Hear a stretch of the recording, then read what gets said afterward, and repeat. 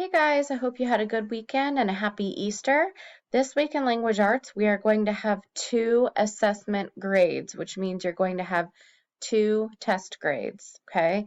So we are, of course, going to start today by looking at our course page and going to the announcement section so that it can give us further information about these assessments.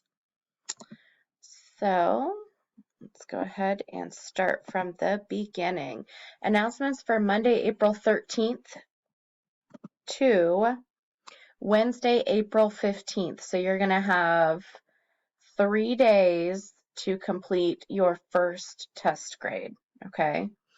So it says, please make sure you are viewing the daily videos that I post in the announcements. They go over your announcements and they walk you through your assignment or assignments for the day. So happy Monday, everyone. Guess what? We have 27 more days of school. Let the countdown begin. So the first video I'm making is the one I'm doing right now for overview of announcements for today, tomorrow, and Wednesday.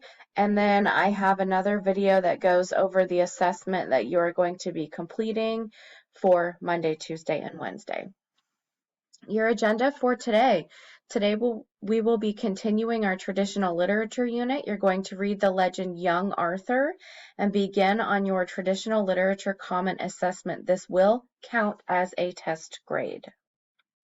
So here are some reminders for you. I put the ones in red that are new, so I'm just going to go over those. So number 5, check your feedback for the Theseus and the Minotaur impact of setting assignment. Your scores are now in the grade book.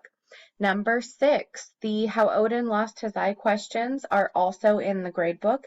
Please remember that this counted as a quiz grade and you were able to make more than one attempt to improve your score if needed. So click here to go ahead and check for the correct answers.